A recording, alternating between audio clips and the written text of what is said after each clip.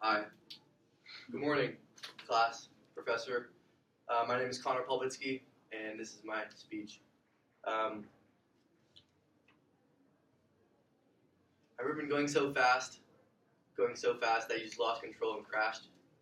Or you just couldn't hold on tight, you just lost grip, and you spun out and lost control? Or you just took a wrong turn, or were in the wrong place at the wrong time? Well, this could happen a lot if you guys live recklessly and don't think about your actions before what you do when you do them. Myself, I'm a third generation motor vehicle crash survivalist, starting with my grand uncle when he crashed his motorcycle back in the day, in the 1950s. I just returned here to Cal Poly. This is my first quarter back after a 2-year medical leave after my dirt bike accident 2 years ago, and it's good to be back.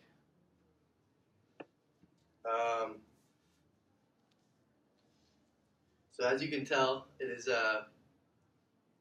pretty well known in the Polbitsky family that if you don't live life, or dating all the way back to my granduncle's more wild teenage days, that it is crucial to have a grip on your life and to be in control of yourself, and also to surround yourself with those that love you.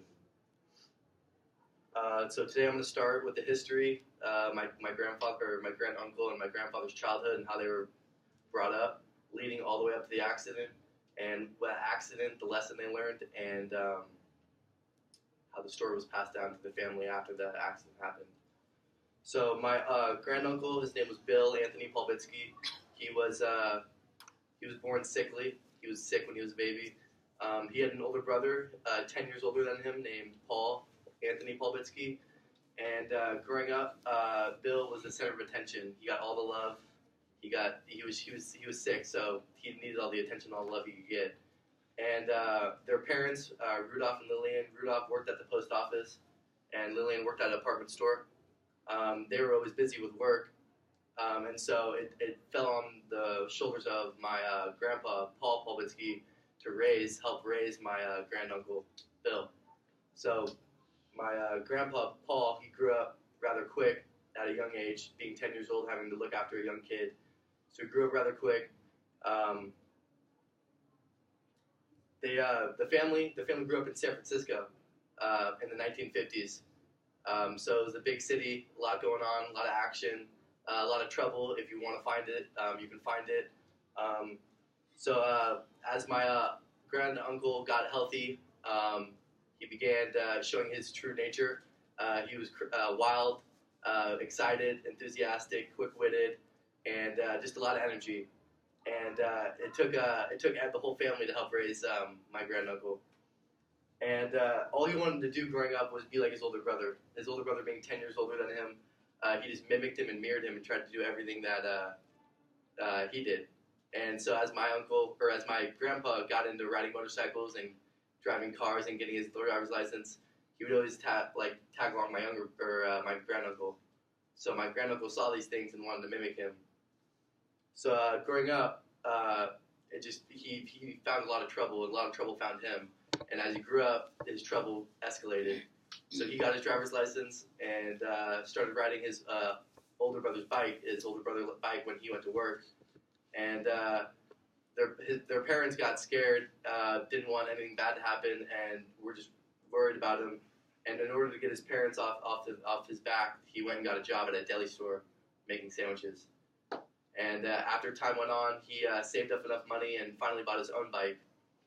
And still living life recklessly, wasn't thinking through his actions, just went and spent all his whole check on the bike, didn't save any money, bought all the gear for it.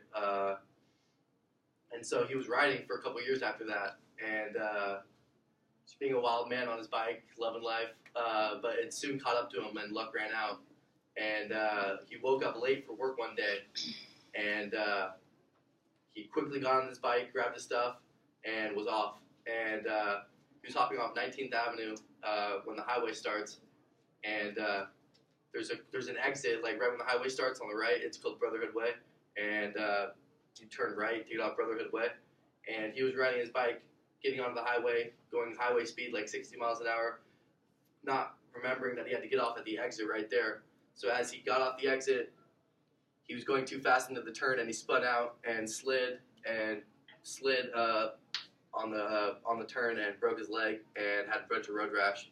But luckily, his older brother, being a firefighter, was on call that day, and he got that call and came quickly in his pickup truck and picked him up and his bike and drove him to the hospital and was able to save him, fix his leg, or not save him, but just get him all the attention he needed and fix his leg up and get him the attention he needed.